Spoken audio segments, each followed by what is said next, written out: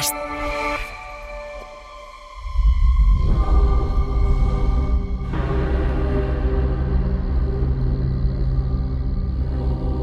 Españoles, Franco ha muerto.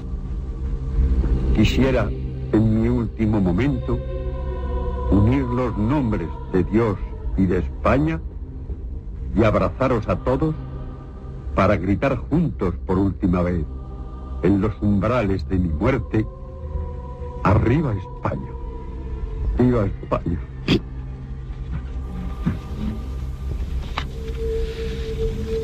Escuchamos la voz de Arias Navarro anunciando ese 20 de noviembre del año 1975 de la muerte del dictador, de Francisco Franco, ¿no? con esos susurros de llanto al final, que si lo escuchas fuera de contexto parece que le entra la risa, más que un llanto, la verdad. Pero es un momento clave, es un momento para poder entender la historia de España en la época contemporánea, una época que, en mi caso, yo nací en el año 1970, la viví muy, muy joven, la viví muy de cerca también, en el sentido de que en la familia de todos nosotros pues siempre ha habido personas de un bando y de otro.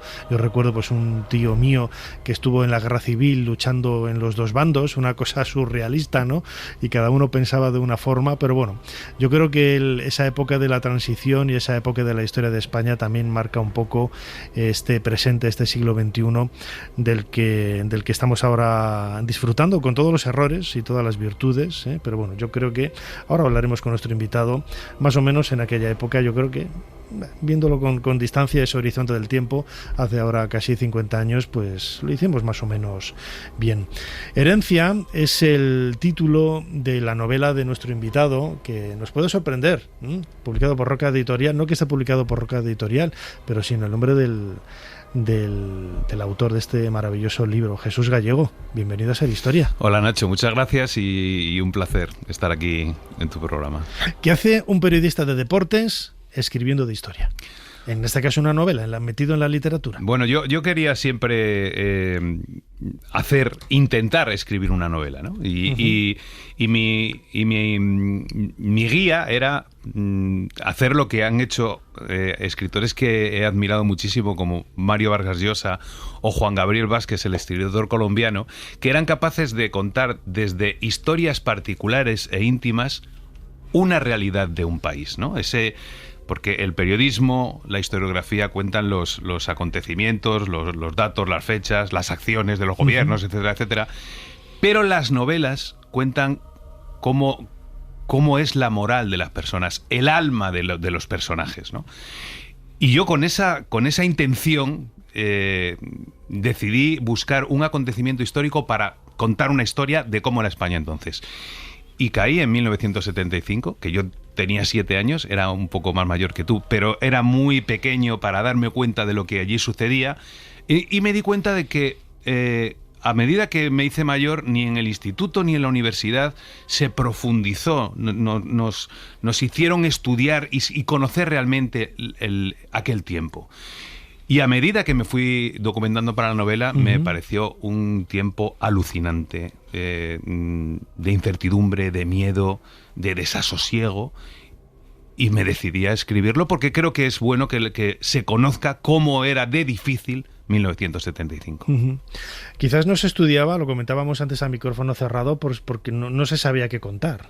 Yo recuerdo que en los planes de ciencias sociales, ¿no?, que era donde entraba en la EGB, en la antigua EGB, la historia, pues muchas veces no llegábamos casi en el programa ni al siglo XIX, ¿no? Y la última parte de la guerra civil, y había una parte de la transición, ¿no?, ya en los años 80, ya se llamaba así, que se pasaba por encima, pero yo creo que había, no voy a decir que miedo a contarlo, porque no creo que hubiera miedo, pero quizás no se sabría qué contar, ¿no? Sí.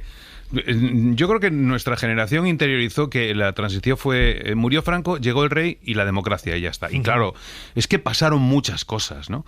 Y pasaron muchas cosas durante los años previos, 73, 74, 75, que en aquel tiempo no se contaban y que se han conocido después, ¿no? Y esas historias yo creo que acompañan al sentimiento de la gente de aquel tiempo y a la vida de la gente de aquel tiempo. Por ejemplo, una de las cosas que sucedió al mismo tiempo que murió el dictador fue la Marcha Verde en Marruecos, con el rey Hassan mandando a cientos de miles de personas a invadir el Sáhara español, con el ejército español preparado para intervenir, habiendo sido atacado hacía 2 o 3 meses antes. Claro, eso también provocaba el miedo que había. Estaban pasando muchas cosas. En septiembre, ahora se cumplirán 50 años también, el régimen había fusilado a los últimos 5 ejecutados, 2 miembros de ETA y 3 del FRAP. Hubo una repulsa internacional. Franco llevó a cabo el último acto aquel en la plaza de Oriente, donde ya no podía ni hablar, pero fue con el fervor de las masas diciendo nosotros seguimos. Claro, la canción de Aute, ¿no? Al alba. Efectivamente. Pero esa tensión que había en el ambiente, yo no la recordaba. Y la gente que lee la novela se pone los que lo vivieron lo recuerdan y les refresca el miedo, el temor a que hubiera violencia en las calles, porque también había un temor a que la muerte del dictador provocase un enfrentamiento armado. Claro, yo lo viví en Valladolid, yo tenía 5 años y la verdad es que no tengo recuerdo, ¿no? de esa violencia. Sí que es cierto que veía en la televisión, en los informativos, lo que pasaba en Madrid, ¿no? Pero claro, lo que pasaba en Madrid pues estaba a 200 kilómetros de Valladolid, no era tan directo, ¿no?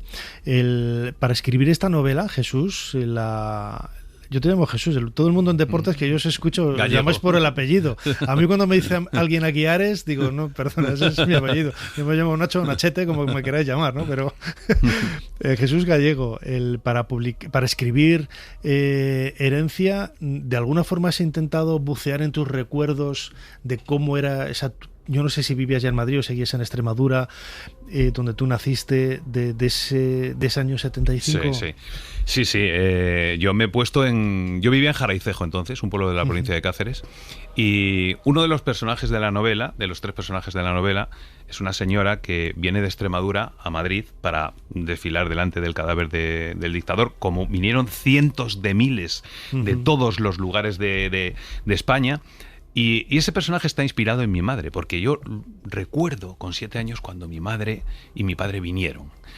Mi madre no es que mi madre fuera franquista, pero mi madre era una mujer que había nacido en 1936 y se había educado en lo que le había tocado, en el régimen, lo que le había tocado. Claro, y no conocía otra cosa. La iglesia dominando el espectro emocional de la sociedad, la escuela franquista, ¿cómo podía ser? Pues igual, claro. No había conocido otra cosa.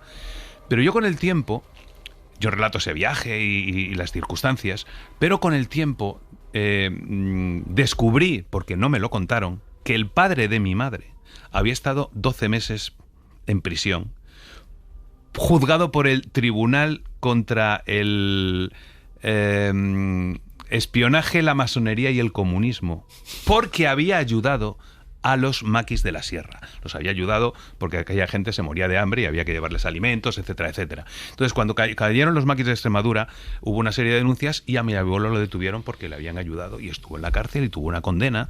Lo que pasa es que entonces ya, como la cosa se había aflojado, a los 11 meses le liberaron, pero podía haber sido condenado, como fueron muchos, por ayudar a los rebeldes, ¿no? Entonces a mí esa dicotomía, mi madre fue al entierro de Franco, pero mi abuelo había estado en la cárcel de los franquistas.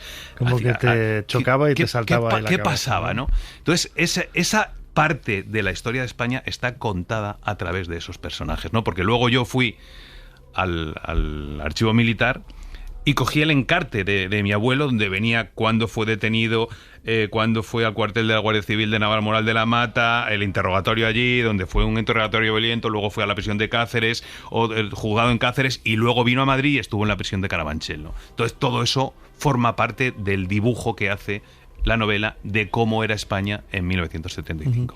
Tú lo decías ahora, ¿no? Hay mucha gente que estuvo en un bando y pensaba de una forma y estuvo en otro bando y pensaba de otra forma, no por ideología, ni por estudios, ni por formación, sino porque simplemente le tocó vivir ahí y estaban condicionados pues por todo ese ambiente que decías, que marca un poco también esa... pues esa forma de adentrarse, ¿no? al cambio. Yo creo que el miedo que había en un principio era precisamente eso, el miedo. ¿Y ahora qué? Hemos estado 40 años con esa falsa visión del mundo como una balsa, todo tranquilo, que en realidad tú salías a la calle y era así, no lo vamos a negar, ¿no? Que yo recuerdo, fíjate, hace como 10 o 15 años, cuando yo escuchaba tertulias aquí en la radio, esto le va a hacer mucha gracia a la gente, porque claro, se protestaba, ¿no? Porque el paro... No, porque fíjate que mi padre ya con 20 años ya trabajaba y no sé qué y tal, y ahora no podemos trabajar. Y yo pensaba, están diciendo de otra forma que con Franco se vivía mejor. O sea, yo muerto de la risa, ¿no? Digo, no se dan cuenta de que están diciendo que con Franco se vivía mejor, ¿no? Pero que es cierto que el miedo que había era al cambio, ¿no? Y prefiero quedarme virgencita que me quede como estoy. Claro, había miedo a que hubiera de nuevo un enfrentamiento. Uh-huh. En el libro, otro de los personajes que recreo yo es un excombatiente de la guerra civil que era un carlista perteneciente al tercio de la Virgen de Montserrat. Los carlistas eran una unidad de élite en la guerra. Uh-huh. Iban a la batalla con tal convencimiento que iban a las acciones más difíciles. Una cosa increíble. Rezaban antes de entrar, llevaban un detente en el pecho, sí, detente, sí, bala, porque Dios me va a salvar. Bueno, una cosa alucinante. Y ese hombre, cuando termina la guerra, aunque los carlistas no lucharon por Franco, los carlistas luchaban por sus ideales de Dios, patria, rey y herencia de nuestros antepasados. Pero luego ese hombre avanzó en el régimen y se convirtió en un procurador en Cortes. Y ese personaje, Jaime, representa a los que habían ganado la guerra y 40 años después decían, ¿por qué vamos a tener que renunciar a lo que hemos hecho? Y va a venir el que ha elegido el caudillo como jefe del Estado, uh-huh, a traicionarnos, porque Juan Carlos traicionó el juramento de fidelidad al movimiento nacional. Eso es así de claro. Sí. Es más, ya entonces el rey había mandado emisarios a hablar con los políticos en el exilio sobre qué pasos iba a dar para que ellos volvieran, etcétera, etcétera. Y en el bando duro, en el bando nacional, en los azules, los duros del Pardo, eso lo sabían. Hasta el punto de que hubo algunos que intentaron que Franco cambiase su decisión de nombrar a Juan Carlos como heredero en la jefatura del Estado y eligiera a Alfonso de Borbón, su primo, que estaba casado con la nieta de Franco. Esa era una maniobra que se intentó hacer y que, bueno, por lo que fuera no salió adelante. Pero yo me he puesto, a la hora de dibujar al personaje de Jaime, que está moviéndose ya en esos hilos para parar la transición, unos hilos que luego se vio salieron con la Operación Galaxia y con el golpe de Tejero en el 81, he intentado ponerme en su piel de gente que había hecho la guerra, había tenido pérdidas sentimentales, amigos, familiares, y que decían, ¿por qué ahora vamos a tener que permitir que vuelva el Partido Comunista, que vuelvan los nacionalismos, etcétera, etcétera, ¿no? Esa pulsión estaba presente ya en 1975. No, desde luego, porque era en realidad dar pábulo a algo contra lo que se había luchado, pero no hablo de los años 40 o 50, ¿no? En los años 60 y 70 había una persecución a todo tipo de ideologías, ¿no? Yo recuerdo hablando con un familiar mío que decía, no, pero es que estaba prohibida la asociación y veían a 3 o 4 juntos en la calle, que esto yo lo vi con los grises en el Paseo Zorrilla en Valladolid en el año 73 y 74, que yo lo veía y había 4 o 5 y los dispersaban. Total. Eso lo he visto yo con mis ojos. Era un crío, pero me daba cuenta, digo, ¿por qué esos señores? Y no, porque no se puede. Digo, joder. Yo pensaba, claro, no pensaba, digo, no se puede, pues no se puede. Bueno, no es también parte de la novela la brigada político-social, cómo funcionaba la brigada político-social, con Billy el Niño, con el comisario Conesa, sí, cómo perseguían no solamente a las asociaciones, qué sé yo, los curas rojos de sí, entonces, ¿no? Que estaban prisioneros en una cárcel que había en Zamora. Una de las cosas que yo no sabía es que durante los últimos años del franquismo había una cárcel en Zamora donde solamente iban los curas. Era la cárcel, no me acuerdo, concordatoria o algo así de Zamora, y entonces iban los curas vascos que abogaban por la defensa de las tradiciones vascas, uh-huh, el euskera y demás, y los curas rojos. Entonces allí estaban. Y la brigada político-social forma parte de la novela porque tuvo una labor muy importante en la represión, en el control de todo ese movimiento que había hacia el aperturismo, ¿no? Y la historia de la Brigada Político-Social también, con lo que yo me he documentado, es alucinante, porque claro, la Brigada Político-Social del régimen de Franco no podía ser de otra manera como fue, porque los primeros que la instruyeron fueron la Gestapo. Sí. Termina la guerra civil, los alemanes son aliados del régimen y los primeros que forman a la Brigada Político-Social es la Gestapo. Cuando termina la Segunda Guerra Mundial, los que forman a la nueva Brigada Político-Social es la CIA. Porque Franco era la barrera contra el comunismo. Y la CIA instruye a la Brigada Político-Social en torturas, espionaje, infiltración en grupos subversivos, todo eso, ¿no? Y lo último, que también aparece en el libro, es la DINA chilena. Al entierro de Franco vino Pinochet, que fue una de las figuras que estuvo de las pocas figuras internacionales políticas que estuvo en el entierro, y vino en un 747 de LAN Chile, donde venían 240 personas. 60 de ellos eran miembros de la DINA a reunirse con los policías españoles para controlar todo lo que hubo después con la AAA, ¿no? Entonces, que todo ese mare magnum hacía del 1975 un año inflamable a tope. Afortunadamente no lo fue. No lo fue, sí, afortunadamente. Jesús Gallego, en Herencia, en tu novela, otro de los protagonistas también, tanto en una persona como en el contexto social de la época, es ETA.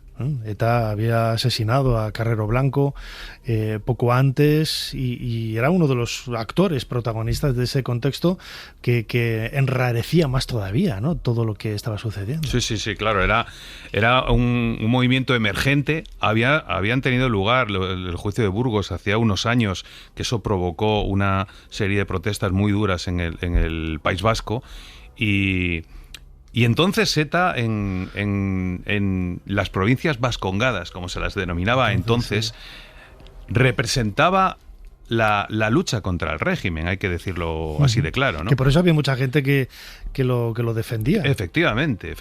Una de las cosas que yo no conocía y cuando me documenté para escribir la novela conocí, fue que durante los últimos 3 años antes de morir Franco, en las provincias vascongadas se habían decretado 14 estados de excepción.